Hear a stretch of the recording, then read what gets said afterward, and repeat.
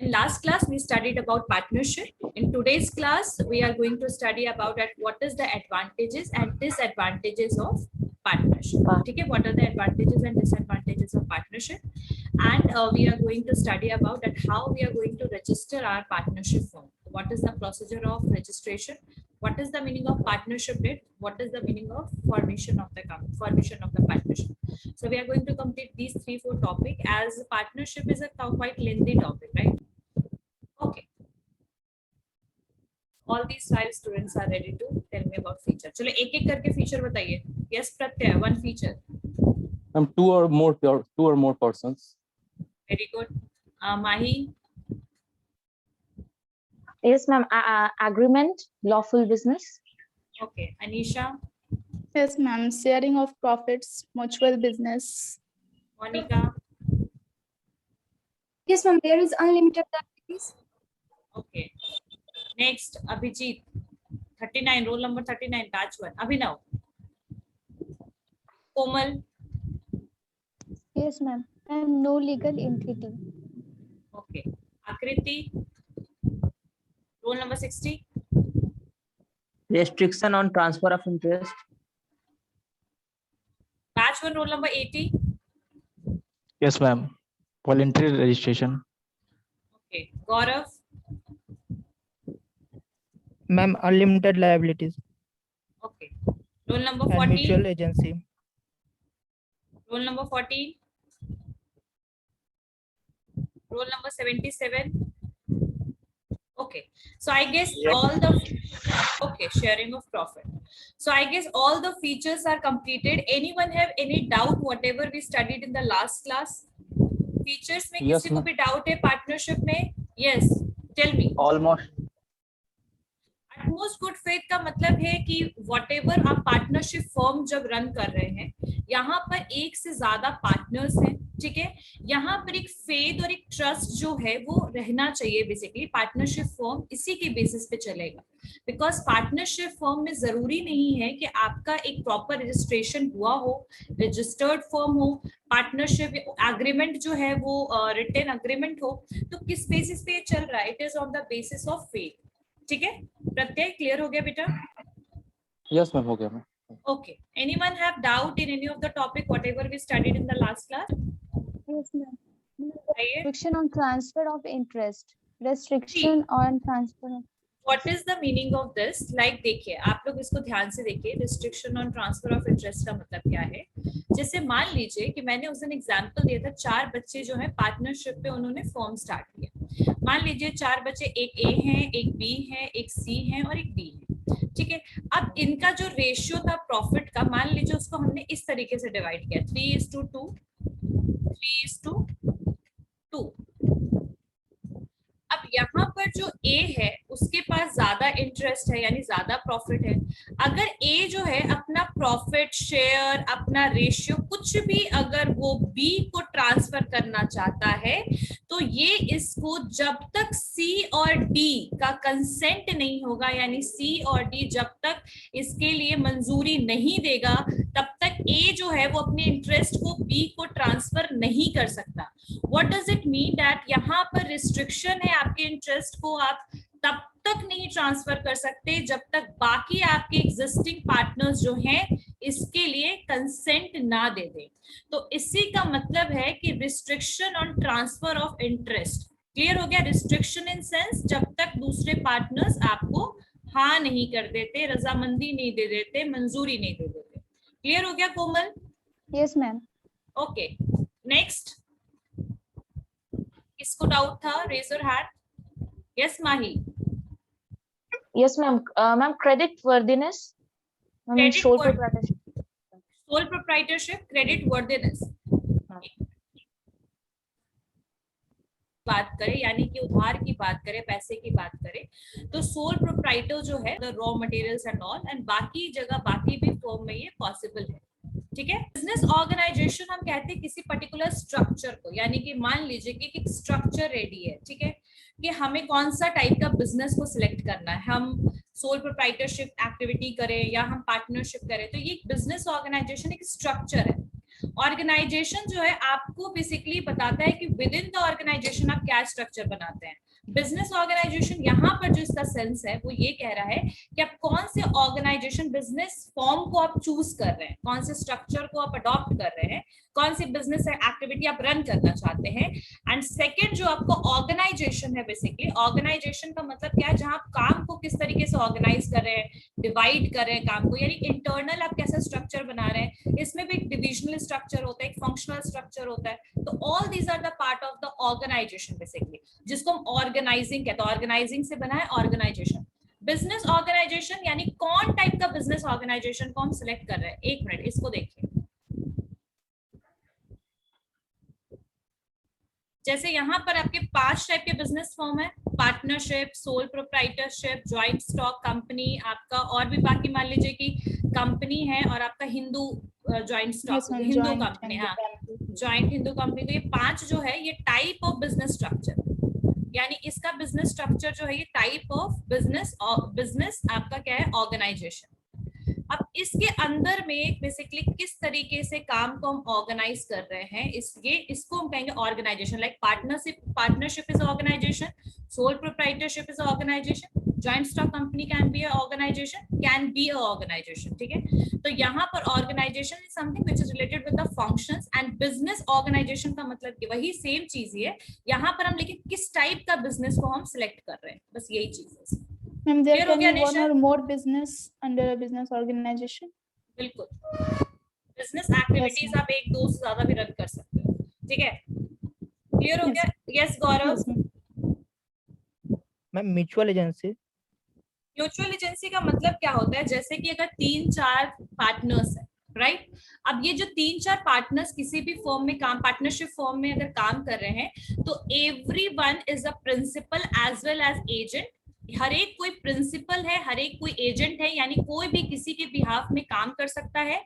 और अगर मान लो कोई एक भी एब्सेंट है तो उसके लिए वो भी लाइबल है, दूसरे पार्टनर्स लाइबल है उसके काम को करने के लिए। अगर किसी भी एक पार्टनर की तरफ से मिस्टेक होता है या फिर वो कंपनी को प्रॉफिट देता है, तो it is profitable for every partners as well as for firm. So it is known as mutual agency. And सारे वर्क्स जो होते हैं म्यूचुअली चलता है, यानी एक दूसरे से पूछकर अगर कोई नया कोई कॉन्ट्रैक्ट साइन करना है, एवरीवन कंसेंट इज रिक्वायर्ड, तो इसको कहते हैं म्यूचुअल एजेंसी। तो इसमें 2-3 चीजें, पहला कि हर एक एजेंट एंड प्रिंसिपल रिलेशनशिप है, कोई भी एजेंट भी बन सकता है, प्रिंसिपल भी बन सकता है, कोई भी किसी के बिहाफ में काम कर सकता है। सारा का सारा वर्क जो है म्यूचुअली चलेगा। कोई भी अगर एक पार्टनर का किसी भी तरीके का एक्शन बाकी पार्टनर्स को भी क्या करेगा, इफेक्ट करेगा, पार्टनर्स एंड फर्म को। क्लियर हो गया? अभी और Yes, किसी ma'am. को और डाउट है? किसी को डाउट? पर मैं एक चीज बताना चाहूंगी, क्रेडिट वर्दीनेस का मतलब यही चीज है जो मैंने बताया कि यहाँ पर अगर आपके पास कैश में आप चाहे तो डील कर सकते हैं। सोल प्रोप्राइटर के पास दोनों ऑप्शन है, कैश में भी डील कर सकते हैं और आप क्रेडिट में भी डील कर सकते हैं। यानी कि क्योंकि बिजनेस स्मॉल है और आपका जो भी प्रोडक्ट, रॉ मटेरियल, जो भी आप प्रोडक्ट सेल करने के लिए मंगवाएंगे, मान लीजिए आप रिटेलर, आप सेल करने के लिए मंगवाएंगे, you can take it either in cash as well as you have both option, credit and cash, ठीक है। दोनों चीज आपके पास अवेलेबल होगा। और अभी जो इसके सप्लायर्स होते हैं प्रोडक्ट वगैरह के, वो कोई हेजिटेशन उनको नहीं होगा आपको उधार में प्रोडक्ट देने में, ठीक है। So in this case there is all flexibility in credit is available. Yeah, you can deal it with the cash, you can deal it with credit, उधार पे भी आप डील कर सकते हैं, ठीक है। बाद में पैसा दे सकते हैं 1-2 महीने बाद, कोई प्रॉब्लम नहीं, ठीक है। वही सेम चीज था बस। Now today we are going to understand that what are the various benefits or advantages of partnership. So like sole proprietorship, it is also easy of formation, यानी कि easily you can form this particular firm, ठीक है। In company which I already discussed with you all, that in that case we just need to register the company according to Ministry of Corporate Affairs. Earlier the thing was different. First of all we just need to take the form, then fill it, and then we just need to go to the registrar. So there were always a long process in company formation. But in the case of partnership, the formation is easy, like proprietorship, ठीक है। Like sole proprietorship, the same situation is with even partnership, ठीक है। and maybe the agreement is required, but there is not necessity for the written agreement only, but we can also make agreement by, or we can enter in agreement by orally, or there is an oral agreement, right? So because of this thing, and it is also inexpensive, like sole proprietorship, we can also start the partnership firm in the small sector, small business we can start. Okay, no legal formalities required, no formal documents are required. ठीक है, only agreement is required, वो भी oral या written. अभी तो agreement में भी oral का option है, ठीक है. Even registration of the firm is also not compulsory. If you want, you can register your firm, ठीक है. And but the partnership firm में same situation है, like sole proprietorship, ये जल्दी dissolve हो सकता है. चलिए इसके बारे में हम बाद में पढ़ेंगे, लेकिन easy of formation क्यों है? Because legal formalities fulfill करने की जरूरत नहीं है, registration की requirement as such नहीं है, सिर्फ अग्रीमेंट चाहिए, वो भी आप पर है, अगर आप ओरल अग्रीमेंट करें या रिटन अग्रीमेंट करें. ओरल अग्रीमेंट तो मतलब रहना और नहीं रहना, दैट इज इक्वल, मतलब अग्रीमेंट है या नहीं है, दैट इज इक्वल, ठीक है. So ever no legal formality is required, so the formation of partnership is easy. Clear हो गया first point, easy of formation. You want to write any point in this? Yes Hrithik. Ma'am अगर written होगा तो ma'am capital के हिसाब से ना share को बांटा जाता है मैम. अगर ओरल होगा तो मैम उसमें इक्वली शेयर को दिया जाएगा. बिल्कुल, जब भी ओरल कभी भी अग्रीमेंट होता है तो ऐसे केस में ज्यादातर सिचुएशन यही होता है कि आप जो भी शेयर को डिस्ट्रीब्यूट कीजिएगा, प्रॉफिट के शेयर को, that will be in the equal manner, यानी रेशियो जो होगा इक्वल होगा, ठीक है. But in the case of written agreement में कितना देना है शेयर, यानी प्रॉफिट कितना शेयर क्या होगा प्रॉफिट का, दैट इज मेंशन, ठीक है. एंड आप लोगों को पता होगा जो अग्रीमेंट, रिटन अग्रीमेंट है, उसको क्या बोलते हैं? Partnership Did. ठीक है. चल इजी ऑफ फॉर्मेशन में लिखिए, इजी फॉर्मेशन में लिखिए, इजी फॉर्मेशन में लिखिए.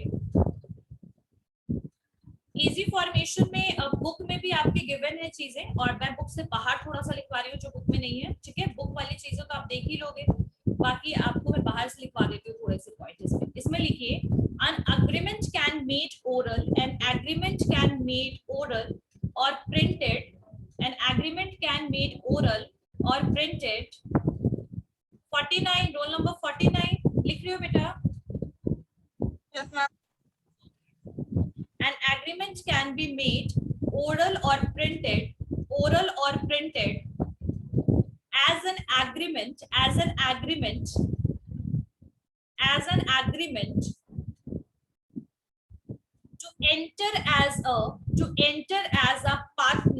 to enter as a partner. An agreement can be made oral or printed as an agreement to enter as a partner and establish a firm. Enter as a partner and establish a firm. Easy of formation दोनों चीजों में था, soul proprietorship में भी easy था और ये partnership में भी सेम सिचुएशन है, इजी फॉर्मेशन, ठीक है. नेक्स्ट पॉइंट, larger financial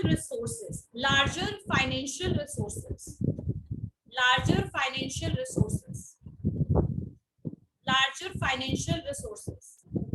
अब यहाँ पर एक चीज आप हमेशा याद रखिएगा कि जहां सोल प्रोप्राइटर एक मालिक था, एक सिंगल पर्सन था, उसको ही सारा का सारा रिसोर्सेज क्या करने थे, बेसिकली अरेंज करने थे. यानी कि उसको फाइनेंशियल रिसोर्सेज हो गया, अपनी बेसिकली अपने शॉप हो, बुटीक हो, बाकी कोई भी अपना बिजनेस के लिए सारे रिसोर्सेज सब कुछ खुद ही अरेंज करना था. solely he was responsible.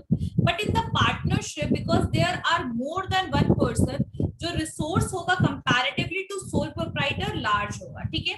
हमारे पास हम large capital amount basically collect कर सकते हैं पार्टनर से, ठीक है. और ज्यादा पार्टनर्स होंगे बेसिकली 3-4, तो अगर 5-5 लाख भी 3 लोग लेकर आ रहे हैं तो it is going to contribute 15 lakh around, right. तो यहाँ पर जो आपके रिसोर्सेज हैं, फाइनेंशियल जो रिसोर्सेज है, वो लार्जर होगा as comparison to the sole proprietor. Even अगर कोई नए पार्टनर एंटर भी होता है फर्म में, जैसे मान लीजिए कि after formation of the partnership firm it might be possible कि अगर कोई पार्टनर एंटर होता है तो वो भी अपना कैपिटल लेकर के आएगा, समझ में आएगा? यानी कि वो भी अपनी कैपिटल को लेकर आएगा, तो यानी कि आपकी रिसोर्सेज जो है वो इंक्रीज होंगे ना कि डिक्रीज होंगे। ठीक है, तो यहाँ पर फाइनेंशियल रिसोर्स क्या होगा आपका, ज्यादा होगा, लार्ज होगा। ठीक है, सोल प्रोप्राइटरशिप एक सिंगल पर्सन था, पार्टनरशिप में इतने सारे लोग हैं तो वो कंट्रीब्यूट कर सकते हैं कैपिटल में और रिसोर्सेज जो रिक्वायर्ड है पर्टिकुलर फर्म के लिए। ठीक है, सो लार्ज फाइनेंशियल रिसोर्सेज या लार्ज रिसोर्सेज सेम ही है, इसमें आगे लिखिए unlike sole proprietor where every contribution is made by फिर से बोल दीजिए ma'am. unlike sole proprietor where every contribution is made by one person in partnership unlike sole proprietors where every contribution is made by one person in partnership, partners of the firm can contribute more capital and other resources as required। फिर से लिखिए unlike sole proprietor where every contribution is made by one person in partnership, partners of the firm can contribute more capital and other resources as required। यानी कि यहाँ पर वही situation है, sole proprietor जो है वो अकेले पैसा लाएगा अपने बिजनेस के लिए, बट पार्टनर्स में क्या होगा, आपके रिसोर्सेज की रिक्वायरमेंट और फाइनेंशियल रिक्वायरमेंट जो है सारे पार्टनर्स मिलकर कर सकते हैं, एक साथ ला सकते हैं। क्या ला सकते हैं एक साथ? Financial resources as well as other resources. Yes, roll number 49 ma'am. more capital and other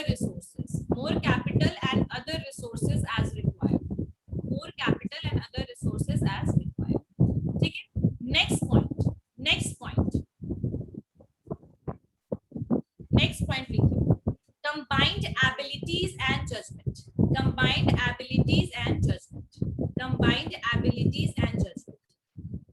combined abilities and judgment। अच्छा, कितने लोग यहाँ पर कार पुल करके गए हैं? हाउ मेनी पीपल आर मतलब using that kind of service? Car pool करके कभी गए हो आप लोग?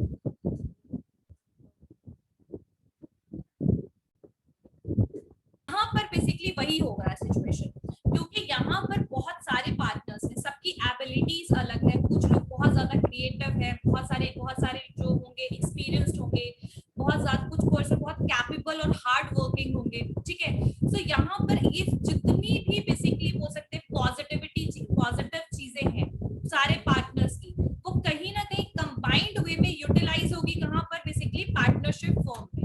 क्लियर हो गया? यानी कि every person have different kind of abilities, अलग अलग लोगों की एबिलिटीज अलग है। आप ही के क्लास में सब बच्चों के अलग अलग शौक होंगे, क्रिएटिविटी होगी। कुछ बच्चे पेंटिंग करते होंगे, कुछ बच्चे डांसिंग करते होंगे, कुछ बच्चे स्पीकिंग करते होंगे, अच्छा ठीक है, स्पीच अच्छा देते होंगे। सो इसी तरीके के पार्टनर्स जो है सब में अलग अलग कैपेबिलिटीज है, अलग अलग पॉजिटिव थिंग्स हैं, एक्सपीरियंस्ड हैं। तो ये सारा एक साथ पुल हो जाएगा, कंबाइंड हो जाएगा, और इसका यूटिलाइजेशन किस चीज के लिए होगा? For partnership form. ठीक है, तो इसकी वजह से कंपैरेटिवली टू सोल प्रोप्राइटर यहाँ पर आपको ज्यादा डायनेमिक बोल सकते हैं सिचुएशन आप देखिएगा, आपको यहाँ ज्यादा क्रिएटिव और ज्यादा चेंजेस तुरंत से आपको दिखेगा, यानी ऐसे केस में फ्लेक्सिबिलिटी भी हाई है। ठीक है, तो we can say that every person have different talent, they will utilise it in the partnership form. ठीक है, अब जिससे जैसी एबिलिटी वैसे सेक्शंस भी वो डिस्ट्रीब्यूट कर सकते हैं। अगर कोई पर्सन फाइनेंस में बेटर है तो he can choose the finance department, वो सब फाइनेंस डिपार्टमेंट को संभाले। कुछ पर्सन जो होंगे वो कन्विंसिंग और सेलिंग में अच्छे होंगे तो वो सेलिंग को संभाल लेंगे। समझ में आ रही है बात? तो यहाँ पर सबका जो बेसिकली आपकी एबिलिटीज और कैपेबिलिटीज है और आपका जो मैनेजरियल स्किल है, हर चीज को मैनेज करने वाला, वो बेसिकली कंबाइंड और पुल्ड फॉर्म में यूटिलाइज होगा। क्लियर हो गया? नेक्स्ट पॉइंट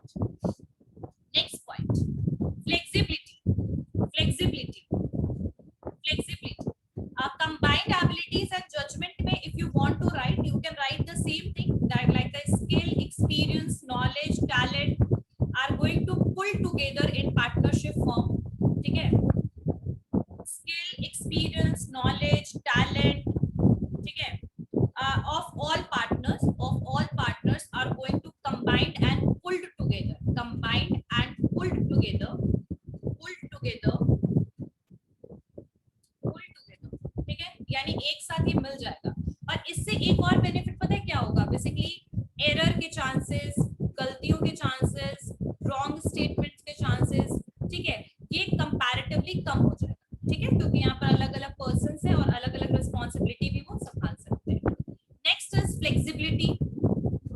फ्लेक्सिबिलिटी का मतलब वही है जैसे सोल प्रोप्राइटर में फ्लेक्सिबिलिटी इजीली था, पॉसिबल था, चेंजेस पॉसिबल था और डिसीजन भी क्विक था सोल प्रोप्राइटर में, बिकॉज वो एक सिंगल पर्सन था जो उसको क्या करना था, सब डिसीजंस लेना था। यहाँ चूंकि ज्यादा पार्टनर्स है बट फ्लेक्सिबिलिटी यहाँ पर भी अवेलेबल है, ठीक है।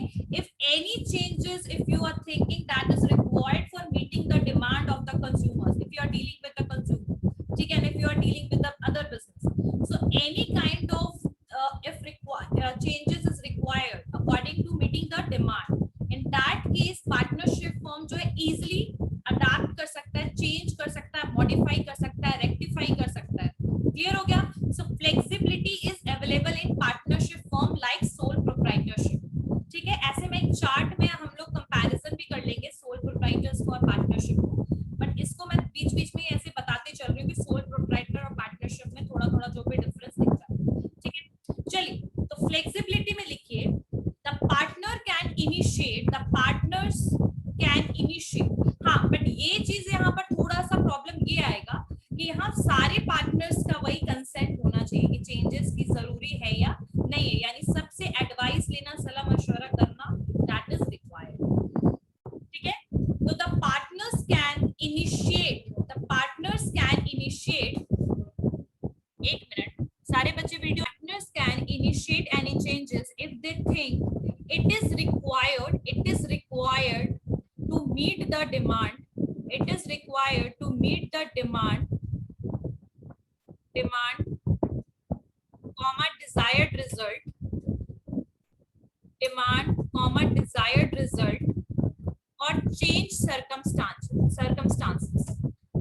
The partners can initiate any changes if they think it is required to meet the demand comma desired result or change circumstances or change circumstances. इसका मतलब क्या है बेसिकली कि अगर कभी भी लगेगा पार्टनर्स को कि हमें चेंज करने की जरूरत है, कुछ नया बदलाव लाने की जरूरत है नए सिचुएशन को देखते हुए, तो ऐसे केस में they can easily change the, basically change whatever change is required in policies, in products, they can do it easily, ठीक है। within the organization if any changes is required then they can easily able to change or modify it, ठीक है। so flexibility is clear, flexibility clear हो गया सबको। next point sharing risk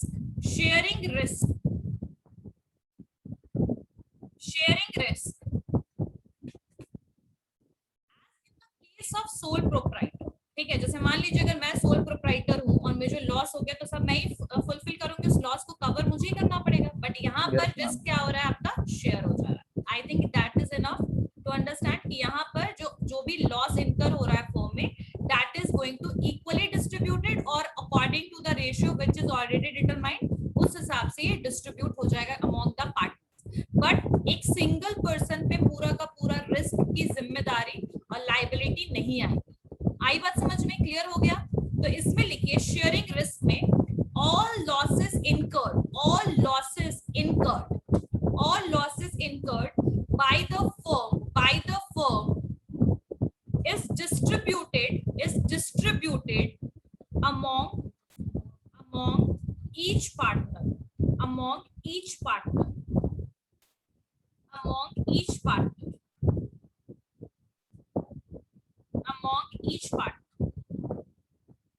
ठीक है। यानी all losses incurred by the firm जो भी होगा वो बेसिकली सारे पार्टनर्स के बीच में डिस्ट्रीब्यूट हो, ठीक है। सारे लोग थोड़ा थोड़ा रिस्क को कवर करेंगे। एक और चीज लिख लीजिए, जो मैंने आप लोगों को फ्लेक्सिबिलिटी बताया था ना, तो वो क्लियर है ना सबको? पॉइंट कोई प्रॉब्लम तो नहीं है, नहीं समझ आया ऐसा तो नहीं है ना? बस उसमें फ्लेक्सिबिलिटी भी याद रखिएगा क्योंकि वहां पर लीगल कंप्लायंसेस कम है और पार्टनर्स की कंसेंट के साथ they can change the operations, ठीक है। They can change the capital, they can change their function easily. Next 6 secrecy, secrecy. तो यहाँ पर सिक्रेसी की अगर हम बात करें तो सोल प्रोप्राइटरशिप में भी सेम सिचुएशन था। सिक्रेसी आराम से मेंटेन कर रहे थे, कोई दिक्कत नहीं थी, क्योंकि फाइनेंशियल अकाउंट स्टेटमेंट्स को हमें पब्लिश कराने की जरूरत नहीं थी। सेम चीज यहाँ पार्टनरशिप में भी सेम सिचुएशन है आपका। सिक्रेसी आप इजीली मेंटेन कर सकते हो, ठीक है। You don't need to required your और पब्लिश योर एनुअल अकाउंट्स, ठीक है। और यहाँ पर आपको ऑडिट होता है, जैसे हर एक फर्म और कंपनीज में आप लोगों को पता होगा ऑडिट होता है। ऑडिट क्यों होता है कि जो आपने एसेट लायबिलिटीज और जो पूरा आपका बेसिकली सिचुएशन है, फाइनेंशियल सिचुएशन है, ठीक है, वो बेसिकली एक इंस्पेक्ट होता है, यानी इंस्पेक्शन किया जाता है, उसके लिए हम ऑडिटर्स को असाइन करते हैं, ठीक है। तो यहाँ पर वही सेम चीज है कि जो ऑडिटर्स या ऑडिट ऑफ अकाउंट्स वगैरह जो हुआ है, रिपोर्ट्स वगैरह जो पब्लिश जो भी आपको मिला है, you don't need to publish it on internet और बुक्स, ये सब में आपको जरूरत ही नहीं है पब्लिश करने का, ठीक है। इसीलिए जो भी पार्टनरशिप बिजनेस के अफेयर्स हैं वो आप इजीली कॉन्फिडेंशियल और सीक्रेट मेंटेन कर सकते हो। You don't need to disclose it, ठीक है, because you don't need to publish, it is not required, because you basically यहाँ कोई लीगल कंप्लायंसेस ही नहीं है, आपको बहुत सारे रेगुलेशंस गवर्नमेंट की बेसिकली फॉलो ही नहीं करने हैं। तो इन दैट केस आपको जरूरी नहीं है कि आप फाइनेंशियल अकाउंट्स और जो आपके एनुअल अकाउंट्स होते हैं फाइनेंशियल ईयर के, वो आपको पब्लिश करने की जरूरत पड़े। आपके बिजनेस में कोई भी चेंजेस हो रहा है, बिजनेस अफेयर्स जैसे भी आपके चल रही है, you can keep it secret and confidential. तो सीक्रेसी आप सोल प्रोप्राइटर्स की तरह यहाँ पर भी क्या कर सकते हो, मेंटेन कर सकते हो। Next point,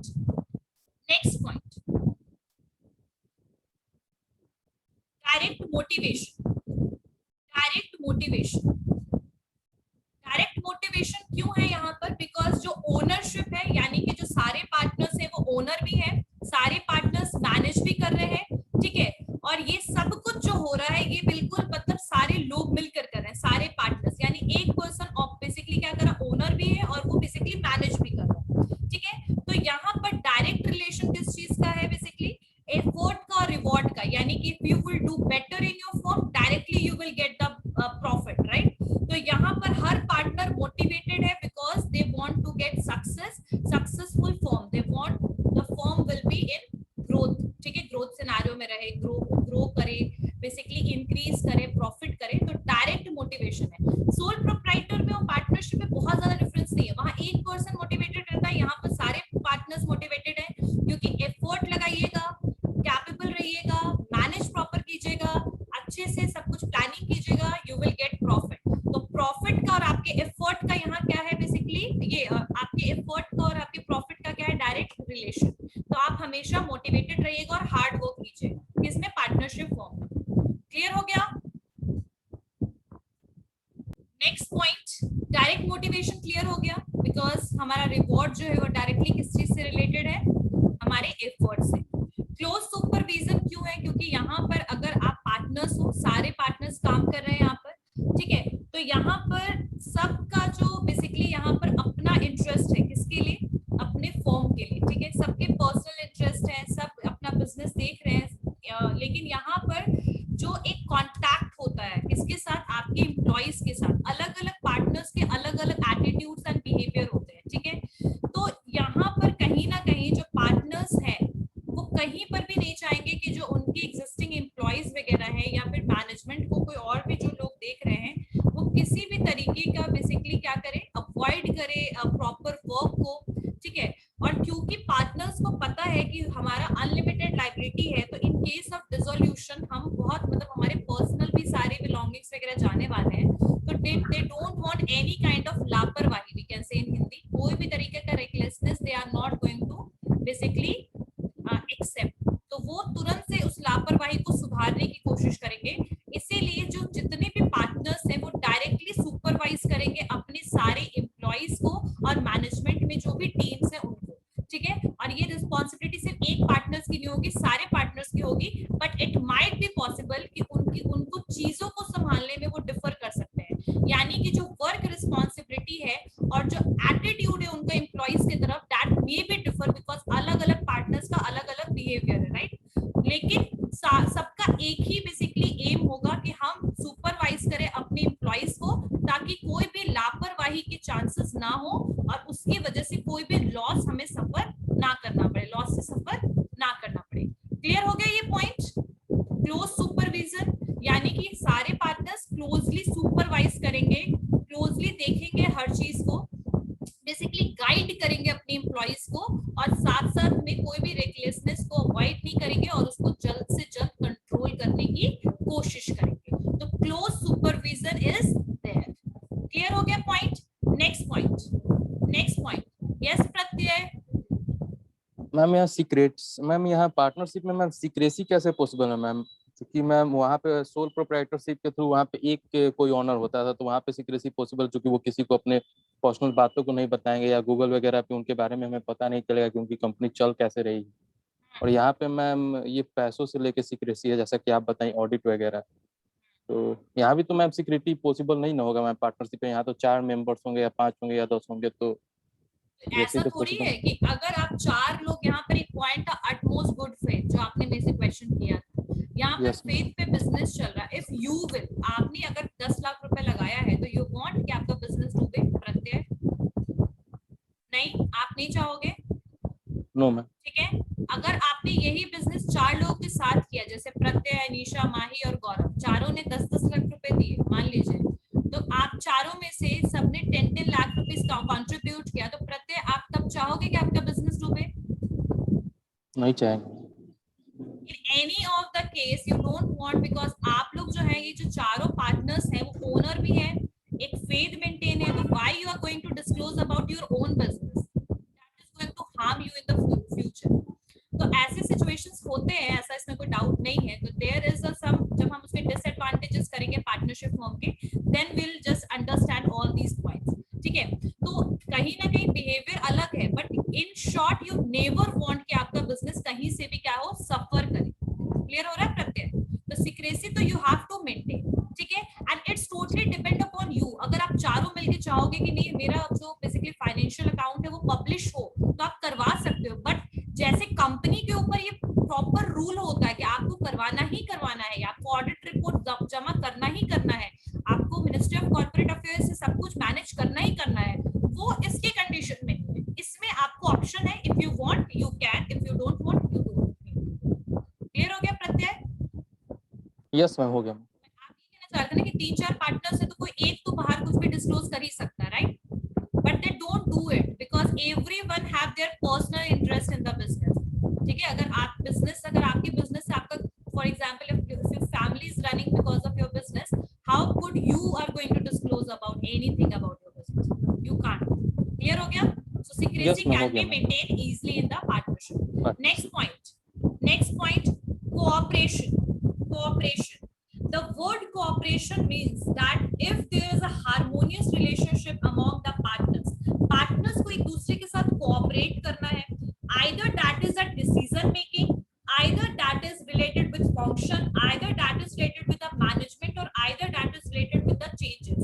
In every case, the partners need to cooperate with each other. एक दूसरे के साथ उनको मिलकर के काम करना है, and this cooperation can be happen if there is a trust among the partners. भरोसा नहीं है तो cooperation हो ही नहीं पाएगा। ठीक है, और सारे पार्टनर्स क्यों काम करेंगे मिलजुल के? Because they have same interest, सबका सेम इंटरेस्ट है कि उनका बिजनेस क्या हो, सक्सेसफुल हो, ग्रोथ करे बिजनेस, और finally they will get the profit. So in सब, इसीलिए वो हमेशा चाहेंगे कि उनका बिजनेस जो है ग्रो करे, बिजनेस प्रॉस्पेरस बने। ठीक है, और अगर कभी कोई रिस्क होता है तो that will be shared among the partners.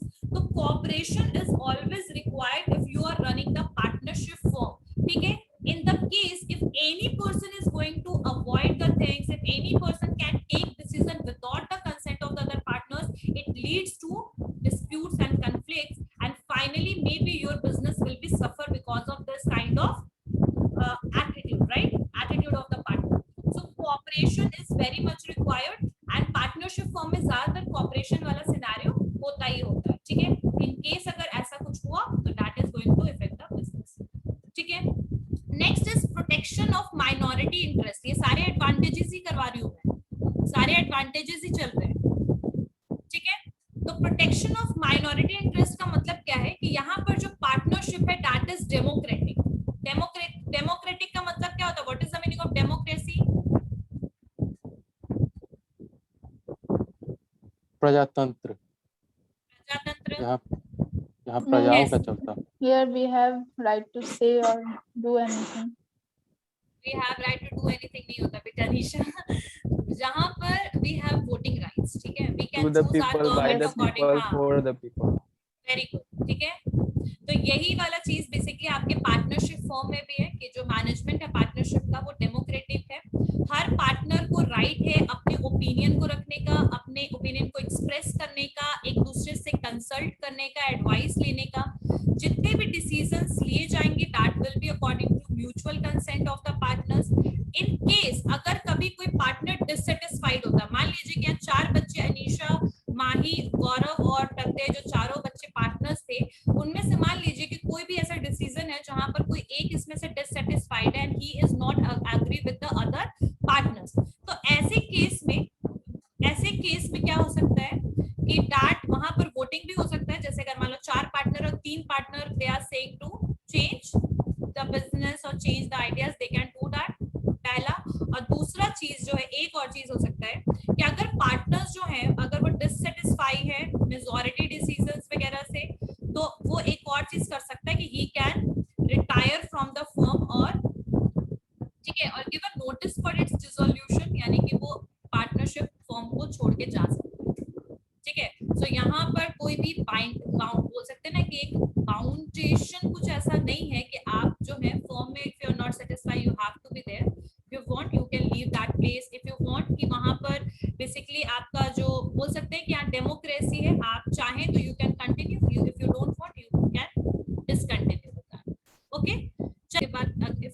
चलिए देखते हैं लिमिटेशंस ऑफ पार्टनरशिप में सबसे बड़ी बात यही है कि जो आपका अनलिमिटेड लाइबिलिटी है, सबसे बड़ी बात यहाँ पर सेम भाई हर पार्टनर जो है वो कहीं ना कहीं लाइबल है बिजनेस के लिए if there is any kind of dissolution और एनी काइंड ऑफ मिसहैपनिंग, कुछ भी होगा इन दैट केस आपकी प्राइवेट प्रॉपर्टीज पार्टनर्स की that will taken by the banks, और अगर कहीं से भी आपने लोन ले रखा है तो सारा बिजनेस लाइबिलिटीज में चले जाएंगे लाइक सोल प्रोप्राइटर। तो अनलिमिटेड लाइबिलिटी है।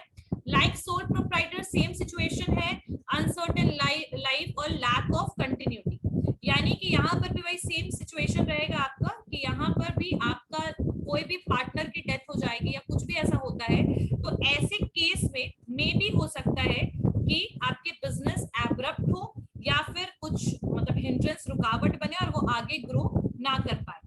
एनी पार्टनर्स जो है और वो कभी भी डिसोल्यूशन यानी पार्टनरशिप डिसोल्यूशन के बारे में भी कह सकते हैं कि भाई हम पार्टनरशिप फॉर्म को खत्म करना चाहते हैं। सो यहाँ पर लाइफ जो है बहुत अनसर्टेन है, लैक ऑफ कंटिन्यूटी है। यहाँ पर किसी भी पार्टनर के डेथ से, किसी भी पार्टनर के इंसेन होने से, इंसॉल्वेंट होने से बाकी भी पार्टनर्स पे और बिजनेस फॉर्म पे इफेक्ट पड़ेगा और हो सकता है कि आपका पार्टनरशिप फॉर्म जो है वो डिसॉल्व हो जाए।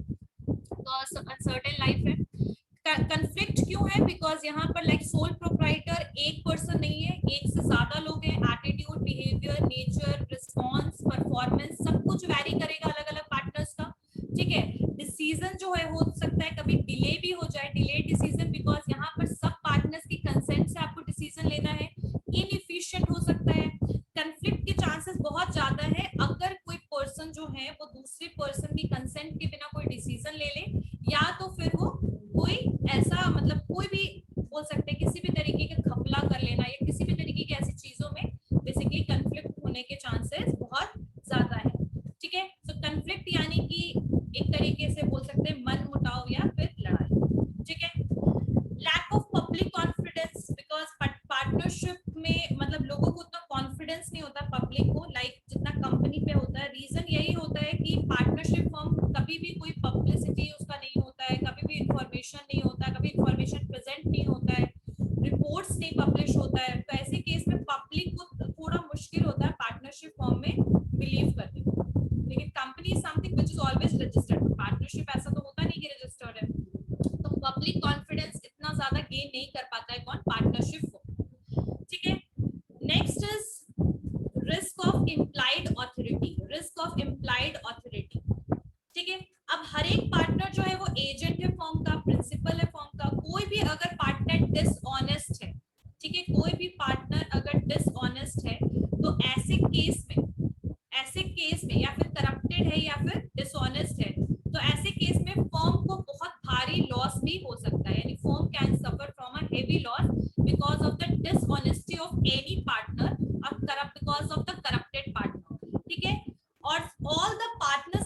suffer due to negligence or dishonesty of one partner, और इस वजह से सारे की सारी पूरी ऑथोरिटी, पूरे पार्टनर्स, पूरे मैनेजमेंट, पूरे फर्म पे इस चीज का इफेक्ट पड़ेगा। तो कहीं पर भी अगर कोई डिसऑनेस्ट पार्टनर जो है वो फर्म को लॉस दे सकता है। ठीक है, next is blocking of capital. Blocking of capital, blocking of capital, ठीक है।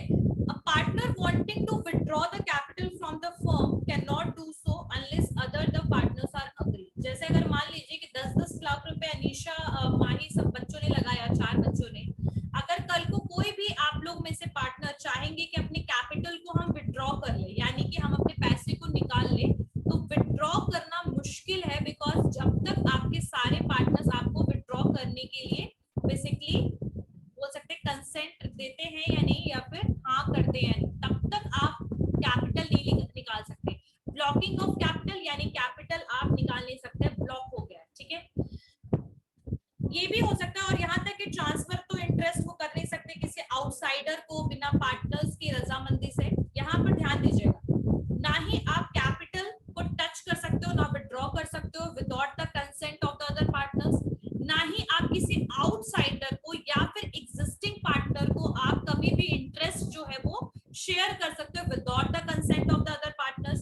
ठीक है, ऐसे केस में ये सिचुएशन हो सकता है कि अगर आप चाहे भी तो आप बेसिकली किसी भी तरीके का डिसीजन नहीं ले सकते without the consent of the other partners. तो इसी तरीके से कह सकते हैं कि सोल प्रोप्राइटर की ही तरह बहुत सारे सिचुएशंस हैं पार्टनरशिप फर्म के, 1-2 मेजर पॉइंट्स को छोड़कर। ठीक है, और अगर हम सिर्फ सोल प्रोप्राइटर्स की बात करें, अगर हम सोल प्रोप्राइटर्स की बात करें तो कुछ चीजें हैं, बेसिस है, इसको ध्यान से एक बार सुन लीजिए। अच्छा, ये जो मैंने आप लोग को बताया लिमिटेशन पार्टनरशिप का, किसी को कुछ डाउट है? Unlimited liability, blocking of capital, risk of implied authority, उसके बाद है अनसर्टेन लाइफ और कंटिन्यूटी। ठीक है, lack of continuity, conflict, lack of public confidence. किसी को कोई डाउट है इसमें? किसी को कोई डाउट है? ठीक है, अब हम एक छोटा सा पॉइंट करते हैं, distinction between partnership and sole proprietorship, यानी सोल प्रोप्राइटर्स में और पार्टनरशिप में क्या डिफरेंस है। अगर फॉर्मेशन की बात करें, तो पार्टनरशिप में अग्रीमेंट की रिक्वायरमेंट पड़ती है, सोल प्रोप्राइटर्स में अग्रीमेंट्स की रिक्वायरमेंट नहीं पड़ेगी, क्योंकि वहां तो एक ही पर्सन हो, किससे एग्रीमेंट करेगा, क्या एग्रीमेंट करेगा। सो यहाँ पर बेसिस ऑफ फॉर्मेशन की बात करें तो पार्टनरशिप में अग्रीमेंट और सोल प्रोप्राइटरशिप में no agreement. Number of members 1 person, यहाँ मोर देन 1 पर्सन। स्टेटस अगर हम बात करें बेसिकली फीमेल्स की बात कर रहे हैं यहाँ पे, तो यहाँ पर इक्वल स्टेटस है पार्टनरशिप में भी और प्रोप्राइटरशिप में भी। लायबिलिटी एंड रिस्क की बात करें तो पार्टनरशिप में जो है वो सारे पार्टनर्स ज्वाइंटली रिस्क देखते हैं, यहाँ पर एक ही पर्सन अनलिमिटेड रिस्क। अगर हम बात करें मैनेजमेंट की, तो यहाँ सारे पार्टनर्स एक दूसरे के बिहाफ में एक्ट करते हैं, बट वहां पर जो सोल प्रोप्राइटर है वही पूरा उसकी रिस्पॉन्सिबिलिटी होगा मैनेजमेंट का। Profit division, not division. Legal existence resolve because of the death and any kind of mishappening, and the same thing is even happen in proprietorship. Application of law की बात करें तो यहाँ पार्टनरशिप एक्ट के हिसाब से आपका पार्टनरशिप चलता है। पार्टनरशिप एक्ट 1932 जो है, ये पर्टिकुलरली जो एक्ट है ये पार्टनरशिप फर्म को रन करने में हेल्प करता है। और प्रोप्राइटरशिप के लिए एज सच कोई नहीं है, कोई भी बेसिकली आप कह सकते हैं एक्ट, लेकिन आपके बुक में दिया है द कॉन्ट्रैक्ट एक्ट। अभी कौन से कॉन्ट्रैक्ट एक्ट की बात कर रहा है I have no idea, but Indian contract act is there. Sole proprietorship के लिए एज सच कोई एक्ट नहीं है अभी। रजिस्ट्रेशन जो है वो मन है, डिजायरेबल है, पर कंपलसरी नहीं है, और वहां पर प्रोप्राइटरशिप में नॉट रिक्वायर्ड। वहां पर भी वही चीज है, if you want to register you just need to register yourself with shop and establishment act, right. तो यहाँ पर ये पार्टनरशिप एंड प्रोप्राइटरशिप जो भी मैंने अभी बताया आप लोगों को, चार्ट क्लियर हो गया, सबको समझ में आ गया? कभी भी डिफरेंस आएगा तो लिख सकते हो ना, लिख लोगे? ओके, एक और चीज मैं पूछना चाहूंगी कि आप लोग को कोई भी डाउट अगर